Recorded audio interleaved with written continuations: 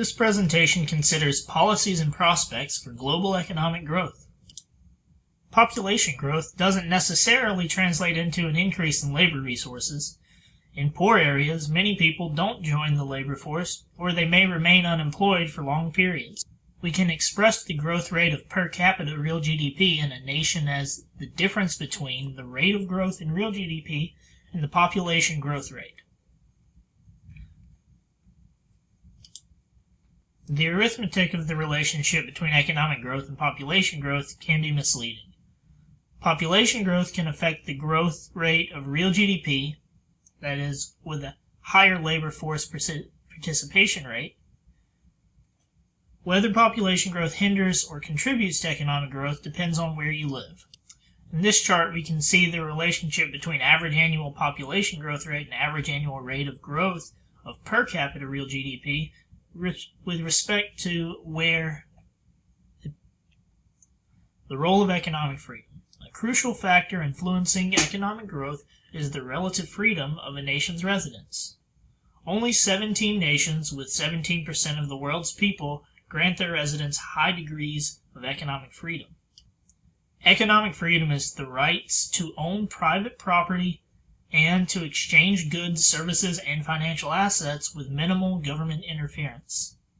In this example, we can see the effects of local economic freedom. Hungarian entrepreneurs choose London over Budapest. Since Hungary joined the European Union in 2004, nearly 50,000 Hungarians have migrated to Britain. One reason is the more time-consuming and expensive process to set up a new business in Hungary than Britain. In Hungary, it takes roughly 3 months and at least $1,000 in fees, whereas in Britain, you can do this within 2 days and it has less than $25 in fees. How about the role of political freedom? Political freedom is the right to openly support and democratically select national leaders. Economic freedom tends to stimulate economic growth, which then leads to more political freedom.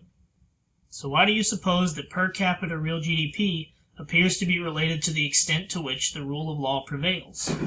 A fundamental problem developing countries face is that a significant portion of their capital goods, or manufactured resources that may be used to produce other items in the future, is what economists call dead capital.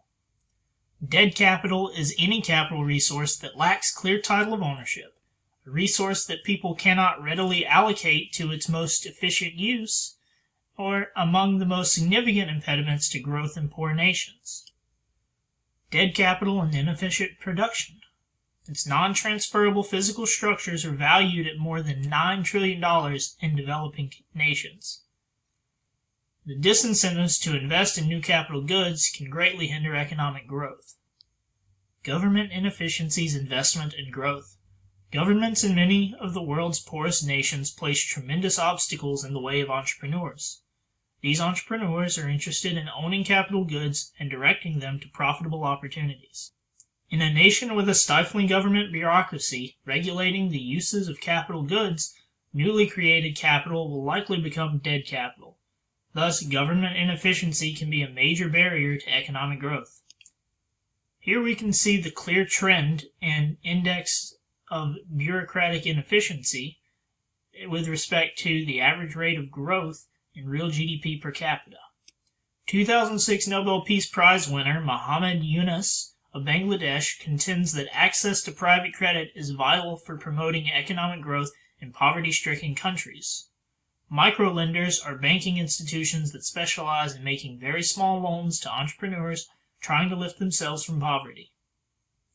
So what can we do to promote greater global growth given this high level of dead capital in developing nations?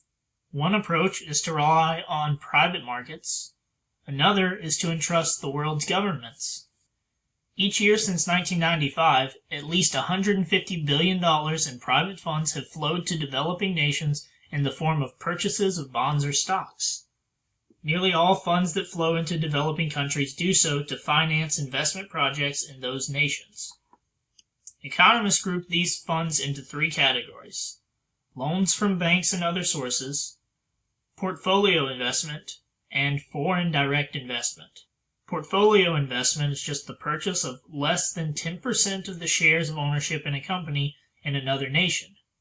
Foreign direct investment is the acquisition of more than 10% of the shares of ownership in a company in another nation. Some issues are that markets for loans, bonds, and stocks in developing countries are susceptible to problems related to asymmetric information. This asymmetric information causes adverse selection problems to arise, as well as moral hazard problems. So, to what countries do most residents of developing nations allocate the majority of their own foreign direct investment?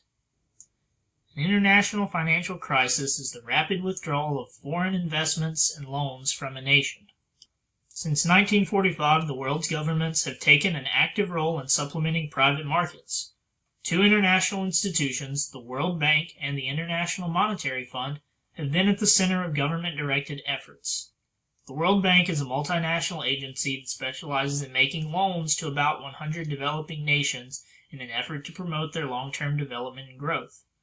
These loans are made to finance improved irrigation systems, roads, and better hospitals. The International Monetary Fund, or IMF, is a multinational organization which aims to promote world economic growth through more financial stability. The IMF assists developing countries primarily by making loans to their governments. When a country joins the IMF, it has to deposit funds into an account called a quota subscription. This is a nation's account with the International Monetary Fund, denominated in special drawing rights.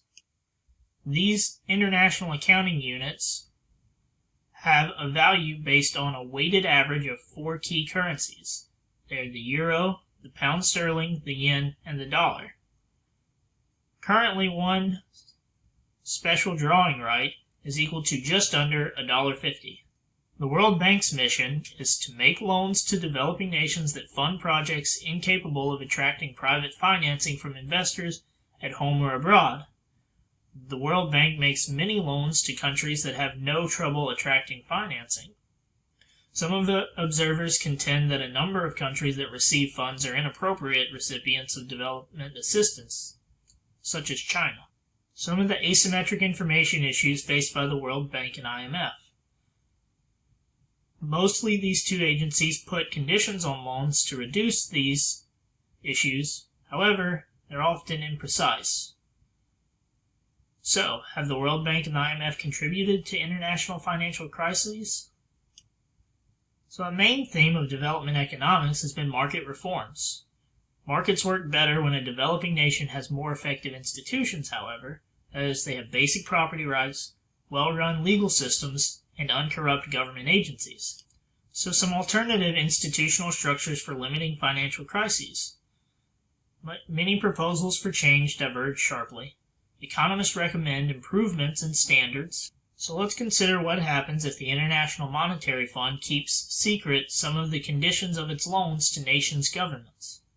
First, private foreign investors could be exposed to negative spillover effects of problems that those governments experience in repaying IMF loans.